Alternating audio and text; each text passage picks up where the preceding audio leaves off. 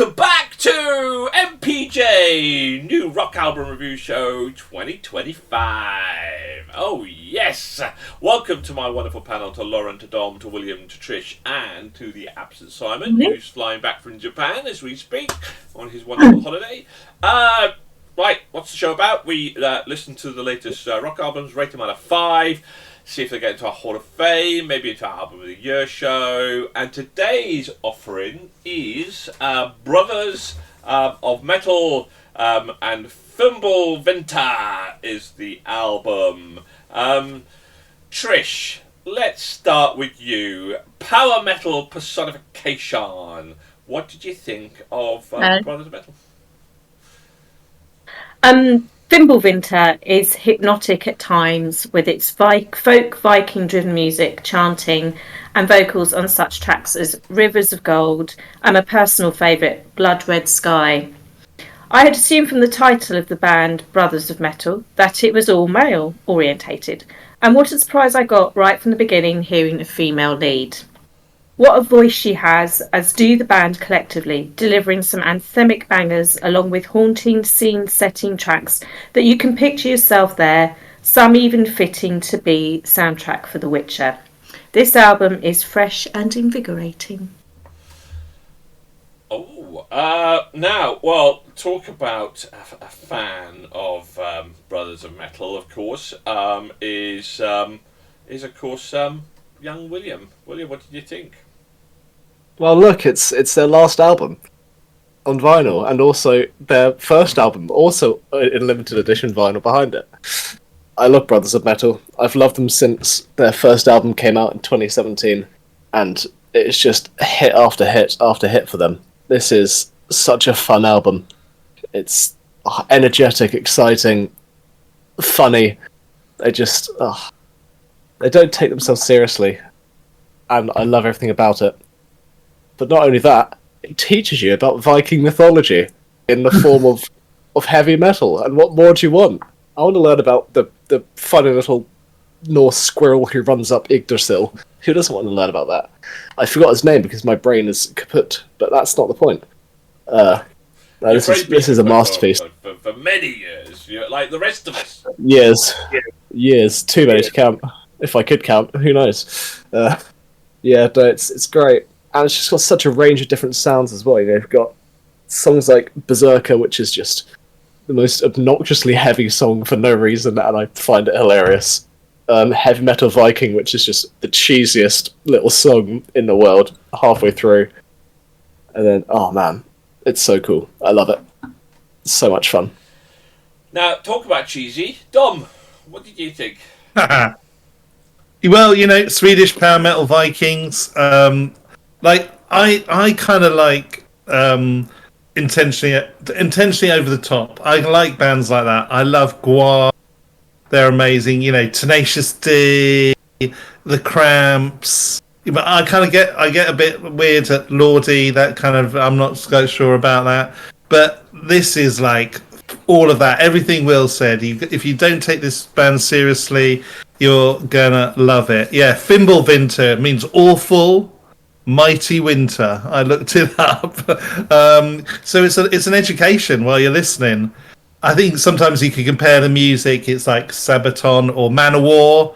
It's that kind of over the top, have a laugh, listen to. I think when I listen to I feel like they kind of wikied heavy music. They just got everything, every different type of heavy music, and just thought, let's just put it all in one band and in one album. You get a bit of everything. But the lead singer, I think her name's Ylva Eriksson. Her voice wins you over, really. It's got power and it's got strength. The way it sits with all the other voices in there and the other noise is amazing. Heart of Stone, that had this great vocal interchange, really kind of picks that out. Rivers of Gold has got the best lyrics. It's just a stupid song about drinking, and it's like, yeah, we're all going to be singing along to that down the pub.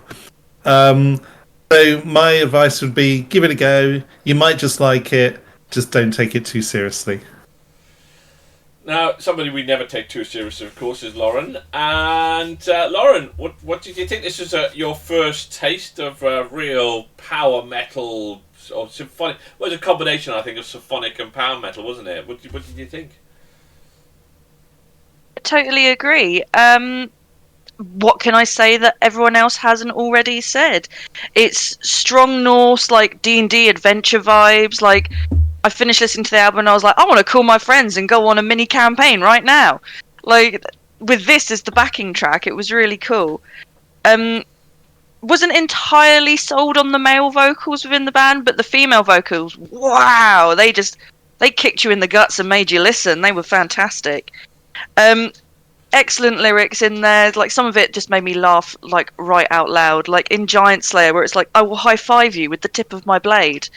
I mean, like, it's just so silly that it's fantastic. I totally agree with what Dom said as well. Like, if someone went into this thinking, oh yes, I'm listening to serious music and this is a very serious thing that I need to listen to and consider in very, very deep levels of artistic knowledge, then you're probably not going to enjoy it, because it seems like it's music for the fun sake of making music. It feels like some friends and that who have got together and gone, do you know what, we love listening to this sort of stuff, but let's do it our way and let's do it about something we really love. And yeah, I appreciate it for that. So yeah.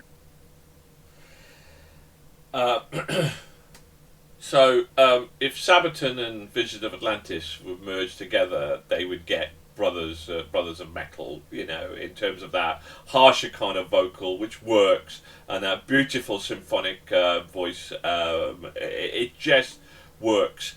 And yes, they're not too seriously, but they are a bit like Sabaton. Their lyrics, though are tongue in cheek, are beautifully written and beautifully performed. And there's, like, you know, there's been bands which are tongue in cheek, like what's the band called, Angus, whatever they're called, which is just like cheese, layered with cheese and cheese and cheese. I go like, I don't want to fucking hear about dinosaurs and killing goblins. That's a bit too kind of like nah for me. But listen, I'll sum it up. Rivers of Gold, which we've all gone on about. Listen, the lyrics, okay?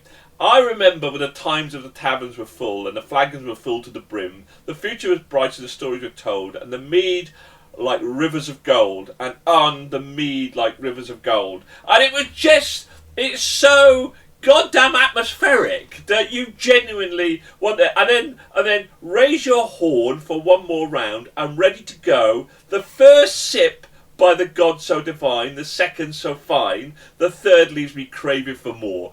We've been there when we're out and we've taken that first pint and we've taken that. I genuinely felt, and I think somebody said about being in The Witcher, I felt I could transport myself in the tavern. And I think that's the beauty about their lyrics, is that they genuinely take you to that place, you know, whether you love that fantasy world. And that's what I loved about this album, is it genuinely transport. Yeah, the lyrics were cheeky, and yes, they're not too seriously, and yet the skill that musically that was performed, and the way the lyrics were written, is that they take you there. Blood Red Sky, wow, what a song as well. Rivers of Gold. Honestly, I didn't think that Visions of Atlantis could be topped, but this has come bloody damn close for me in terms of my love of this genre of music. I absolutely adore this album. It immersed me into that world. Oh, bloody brilliant. Absolutely brilliant. Converted. Checking the box. And then, first two albums of the year, Linkin Park and this one, and I'm going like, my God! These could be my albums of the year, you know, easily. And, yeah, brilliant. Okay, well, let's find out if it's going to get... Will it get into our Hall of Fame? Let's find out, shall we? Will it be vying for Linkin Park for Album of the Month? Let's go and find out then, shall we? Trish, let's start with you. I gave it a 3. William, redeem. 5. Dom, keep that redeeming going, please. Come on. 3.5. Sorry. Lauren. Solid 4. 5 from me. I'm going to bring in Simon back because Simon also loved Brothers of Metal. Smacked out the park. 5 from Simon. So we won't be dwelling on that at all. They therefore scored a whopping 20. I think it was 22 they got, actually. Hold on a second. Because I have to redo it because I'm an idiot. 23.5. Which is a fantastic score. So, 4.1. They are 4.3. Sorry, well into our Hall of Fame. Second album. They finished second of the month. So, well done to them. Brilliant album. Absolutely fantastic. Love it. Check it out. Check Brothers of Metal.